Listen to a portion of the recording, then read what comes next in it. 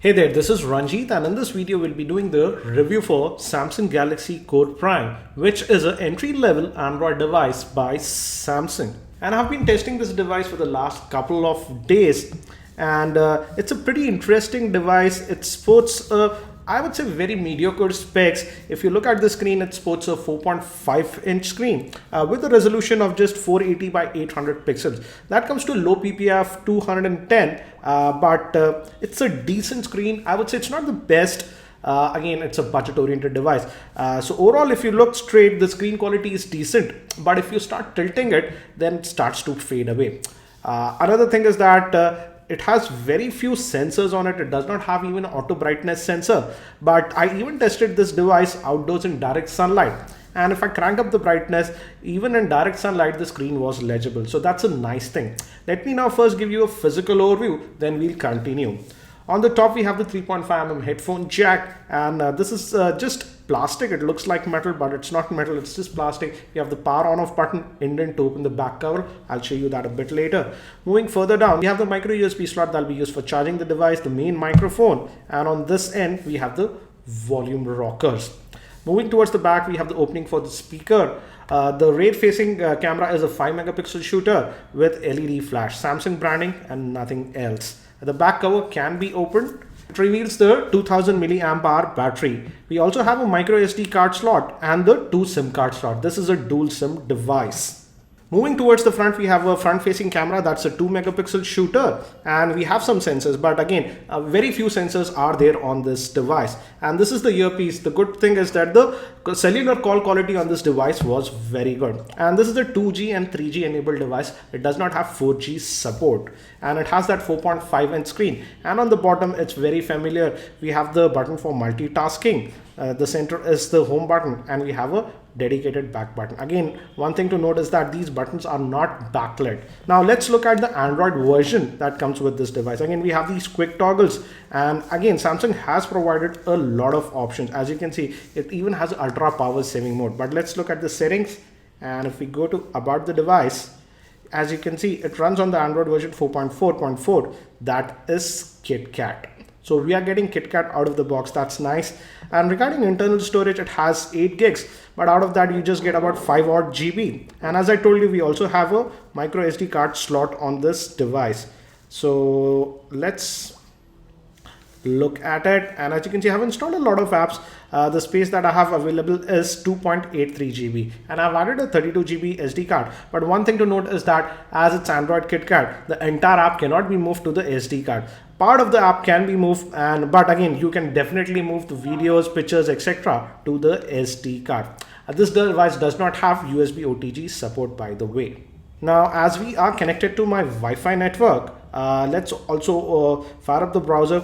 The Chrome as well as the default Samsung browser installed, but instead of the Wi-Fi, let me switch off the Wi-Fi. Let's use the cellular connection and let it latch on to my 3G connection. And as you can see, it's showing H plus. That means it's connected to my 3G connection. Let's fire up the browser, and this is on 3G. This is Aircel 3G that I'm using. Again, as you can see, it's loading it very quickly. Even on 3G, the performance was very good. Let's move to the desktop version. Again, as you can see, it loads the web pages actually pretty well, even on the 3G connection. Let's open up one of the random stories like this, whatever. Again, as you can see, it loads it pretty well. So even on a cellular connection, performance was pretty good over 3G. Also, while making cellular calls, as I mentioned, the call clarity was pretty good. Let me also show you the speaker phone performance. And let's put it on speaker. I'll maximize the volume. Your current prepaid account balance is 233. As you can see, even the speakerphone performance was pretty decent, I would say. Let's talk about the pricing of this device. On the box, the price quoted was 11,300, but in many of the online stores and local stores, it is selling between 9,100 to 9,500. And I do feel it's slightly on the higher side because we now have a lot more devices at that price point. But let's continue. Now moving towards the internals, here it is very interesting. Samsung says that it's powered by a quad-core processor. Yes, it's powered by a quad-core processor, but it's based on a Spectrum SoC, which has a 1.2 GHz quad-core processor, and the GPU is the Mali 400 GPU, and this is a normal 32-bit processor based on the ARM Cortex A7 architecture. And regarding RAM, it has 1 GB of RAM. So again, decent I would say spec, nothing out of the box. One thing I do not like is that Samsung has skimped on a lot of sensors. We just have the basic sensors. For example, if I show you CPU Z, let me go to the sensors.